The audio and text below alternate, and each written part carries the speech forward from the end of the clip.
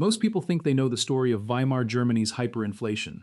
They picture the wheelbarrows full of banknotes pushed through the streets of Berlin, a loaf of bread that cost billions of marks.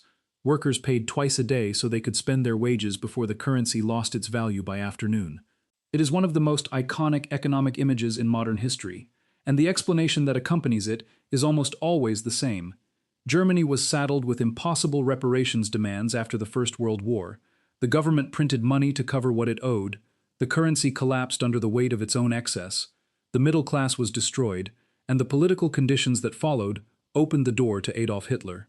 That sequence is not fabricated. The printing happened. The collapse happened. The political catastrophe happened. If you're enjoying this story so far, don't forget to hit the like button and subscribe. Drop a comment telling me where in the world you're watching from. I love hearing from you.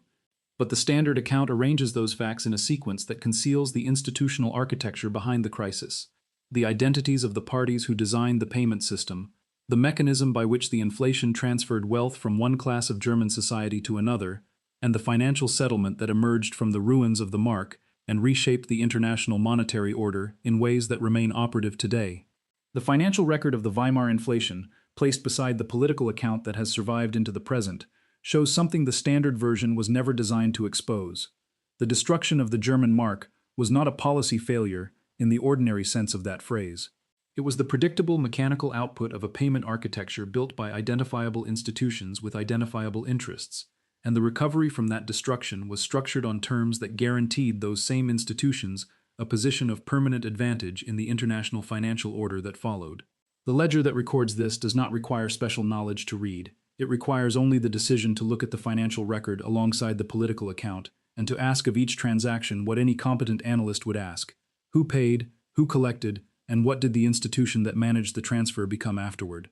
The answers have been available for a century. To understand what that ledger contains, it is necessary to begin not in 1919, but in 1914, when Germany entered the war with a financial architecture that was, by the standards of the major European powers, genuinely sound. The Reichsbank, established in 1876 as the central monetary authority of the newly unified German Empire, held gold reserves sufficient to place it among the credible institutions of the international monetary order. Germany's pre-war sovereign debt was manageable. Its industrial base was among the most technically sophisticated on Earth, competitive with Britain in steel and chemicals, and with the United States in precision engineering and electrical equipment. None of this insulated Germany from the financial logic of modern industrial warfare, which demanded spending at a scale no existing tax base could support.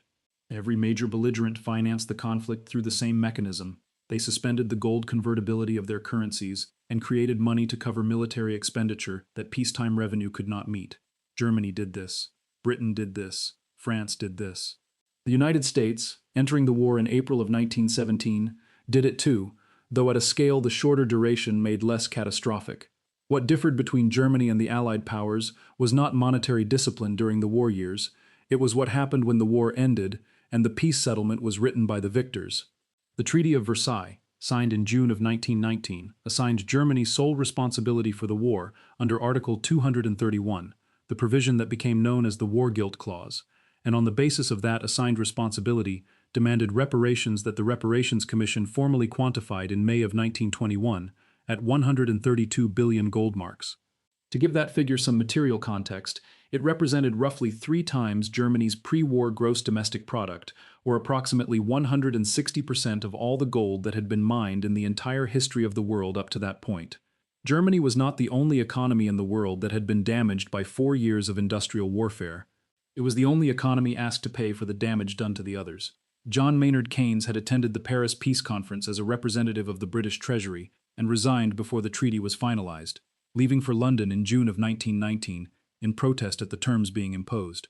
In December of that year, he published The Economic Consequences of the Peace, in which he calculated with quantitative precision that Germany's total annual capacity for net foreign payments, under the most generous possible assumptions about export surpluses and asset transfers, amounted to perhaps 2 billion gold marks per year.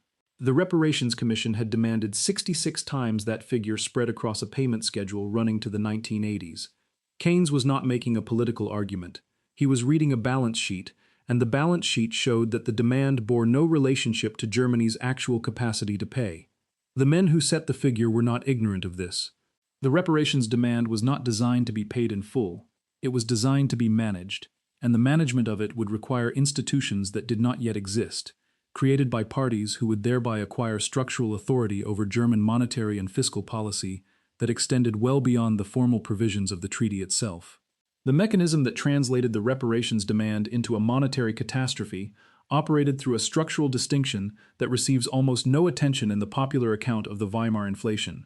Germany's reparations obligations were denominated in gold marks, the pre-war gold standard unit anchored to a fixed quantity of gold.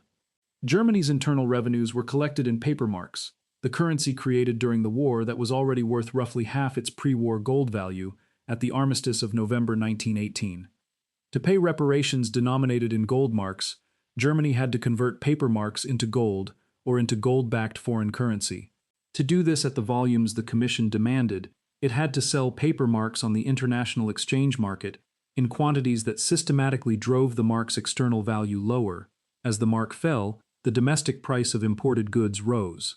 Rising domestic prices eroded the real value of tax revenues collected in paper marks.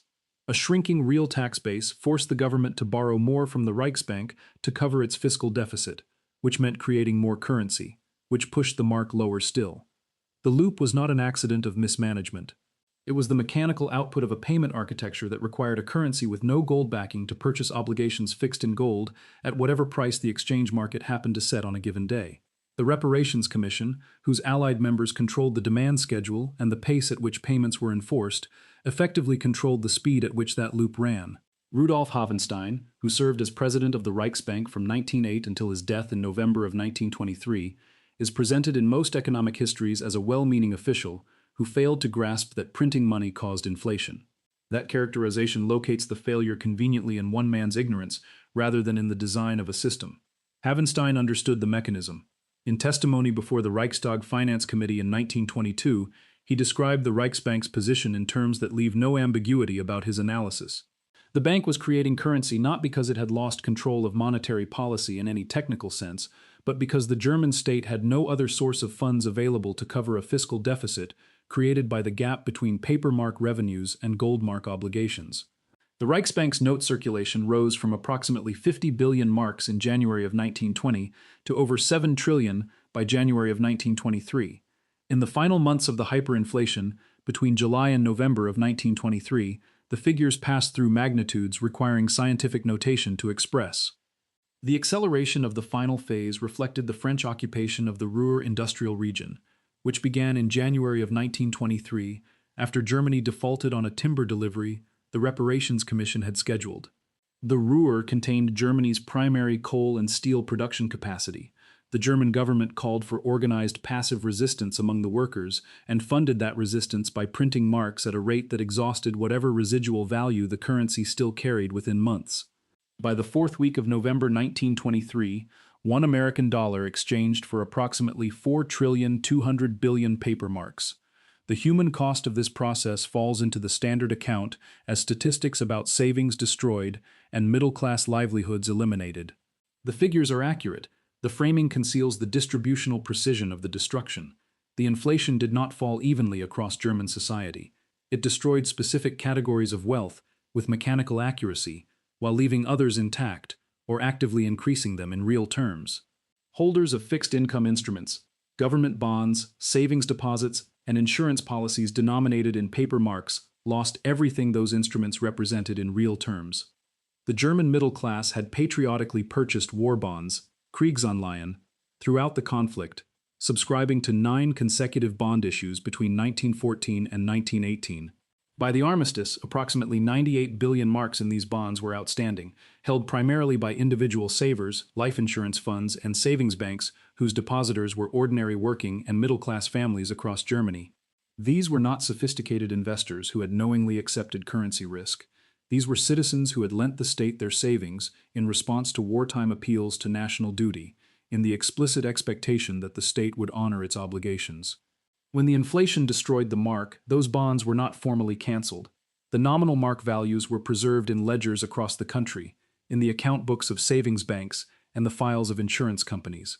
The purchasing power they represented had been reduced to fractions too small to record meaningfully. A family that had lent the German state 10,000 marks, the product of perhaps a decade of careful savings, was eventually repaid 10,000 marks that could purchase a matchbox, or perhaps a single tram ticket, depending on the week. The contractual obligation had been discharged in full in nominal terms. Every mark had been returned. The savers had been eliminated as an economic class, while remaining technically whole on paper. The psychological effect of this particular kind of dispossession, which left its victims holding legitimate instruments that simply purchased nothing, was distinct from the effect of outright confiscation and in some respects more corrosive. The bonds were real. The repayment was real. The destruction was accomplished entirely within the formal terms of the obligation, through a mechanism that operated at the level of the monetary system rather than at the level of any individual contract. No one had broken a promise. The promises had simply been made in a currency that the payment architecture of the Versailles settlement was systematically destroying. Holders of physical assets experienced a fundamentally different outcome. Farmland, factory equipment, commercial real estate, commodity inventories, and foreign currency holdings retained their real value against international commodity benchmarks, regardless of what the domestic mark did. Large industrial enterprises with access to credit and the institutional sophistication to deploy that credit during the inflation years converted paper mark borrowings into physical assets whose value was anchored to international rather than domestic prices. Hugo Stinnes, the Rhineland industrialist who assembled the largest private industrial empire in Weimar Germany during the inflation years, borrowed paper marks to acquire mines, factories, newspapers, electrical utilities, and shipping companies across Germany and into Austria and beyond. As the marks he borrowed depreciated, the real value of his debt fell in direct proportion. He repaid his creditors in currency worth a fraction of what he had received, and retained assets whose underlying productive capacity had not diminished at all. In 1922, he told a Berlin journalist that the inflation was the most remarkable opportunity in the history of German industry. The remark was reported in the Berlin press at the time. It entered into the record of the Reichstag Finance Committee. It did not become a feature of the standard historical account of the Weimar inflation, because the account that survived emphasized the suffering of ordinary Germans rather than the systematic enrichment of specific actors, who understood that the monetary mechanism was not uncontrolled, but was operating as a payment architecture designed to extract gold-denominated obligations from a paper mark economy would logically be expected to operate. Foreign buyers holding hard currency participated in this asset transfer on equally favorable terms. A currency losing value by the hour in a country with productive industrial infrastructure, skilled labor, and export capacity attracted buyers whose dollars or pounds sterling could acquire German factories, commercial properties, and company shares at prices that were, measured in stable currency, negligible relative to the underlying productive value of those assets. The arbitrage available to any holder of hard currency during the Weimar inflation was the precise mirror of the destruction being visited on any holder of paper marks or paper mark-denominated savings instruments. American investors purchased German shares on the Berlin Bourse and in the Frankfurt market throughout the inflation years. British textile manufacturers acquired interests in German chemical and dye companies at prices that would have been impossible under a sound currency. The volume of this foreign acquisition was significant enough that the German press throughout 1922 and 1923 carried regular articles on the Ausverkauf, the sale of Germany to foreign buyers, as a phenomenon that the government was failing to prevent.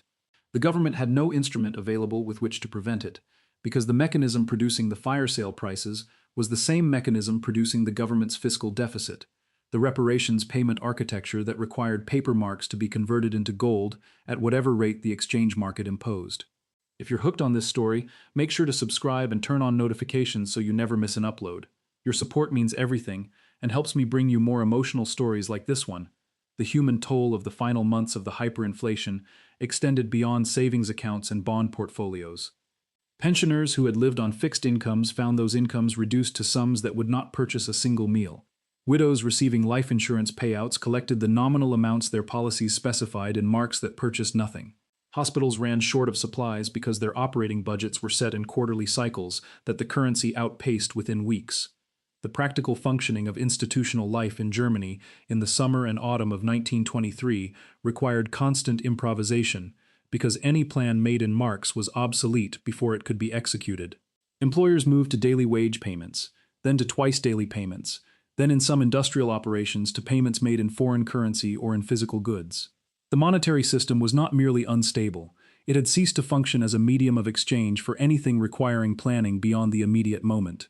The stabilization of the German currency in November of 1923 was accomplished through a domestic monetary reform and an international financial settlement that the standard account presents as a rescue mounted by enlightened American financial statesmanship. The Rentenmark, introduced on the 15th of November 1923 by the Rentenbank under the supervision of Hjalmar Schacht, replaced the paper mark at the rate of 1 Rentenmark to 1 trillion paper marks and was backed by a mortgage on all German agricultural and industrial land and assets, valued at 3.2 billion Rentenmarks. The circularity of this backing arrangement was openly acknowledged at the time. The currency was secured by mortgages denominated in the same currency. What gave the Rentenmark its actual operational stability was the strict cap placed on the note issue, combined with the arrival, several months later, of the Dawes loan, which provided the foreign exchange reserves that allowed the Reichsbank to defend the new currency's external value when that value came under market pressure. The Dawes Plan of April 1924, named for Charles G.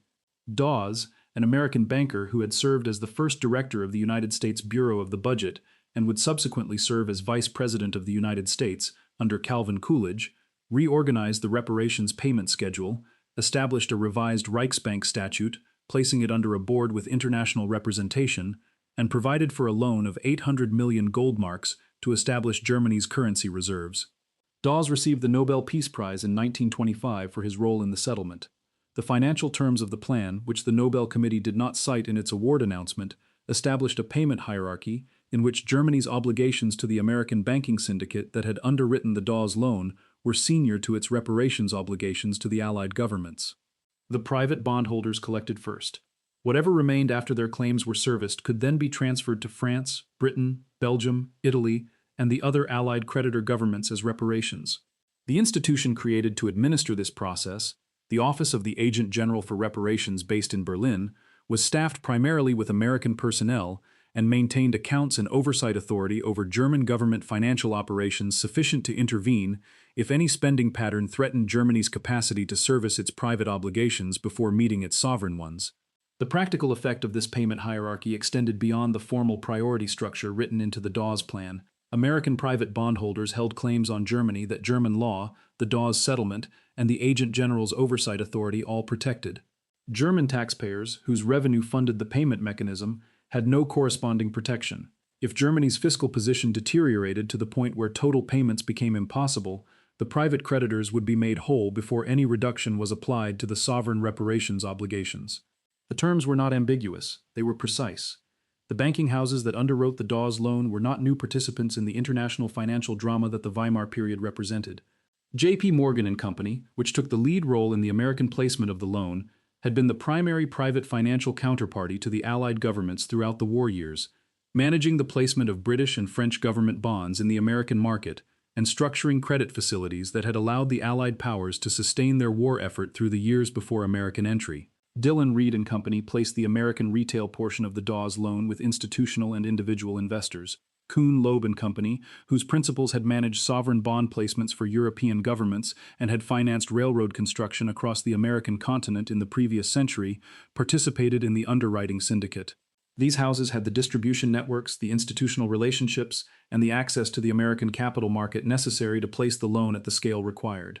They also had, under the terms of the Dawes settlement, a structural priority position in the German payment hierarchy that no governmental creditor shared. The Young Plan of 1929 revised the Dawes framework, reduced the total German reparations obligation to approximately 112 billion Reichsmarks, and eliminated the Agent General function that had maintained American oversight authority over German government finances. It also created a new institution whose significance has received almost no sustained attention in the popular account of the Weimar period. The Bank for International Settlements, incorporated under Swiss law and formally opened in Basel in May of 1930, was established to serve as the operational mechanism for reparations transfers. Owen D. Young, who chaired the expert committee that designed the plan, was the chairman of the General Electric Company and a member of the board of directors of the Federal Reserve Bank of New York. The bank's founding charter, established by a convention signed at The Hague in January of 1930 and ratified by the governments of Britain, France, Belgium, Germany, Italy, Japan, and the United States, granted the institution legal immunities without precedent in the history of international financial institutions. Its premises were declared inviolable. Its archives were exempt from search or seizure by any governmental authority under any circumstances, including Swiss governmental authority on whose territory the institution operated.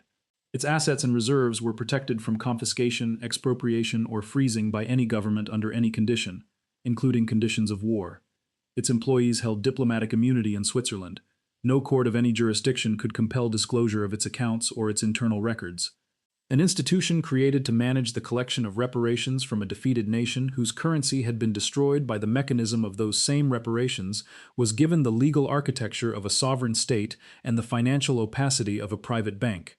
The governments that wrote these terms into the founding charter were the same governments whose financial advisors had attended the Paris Peace Conference 15 years earlier and written the reparations demand that had initiated the entire sequence.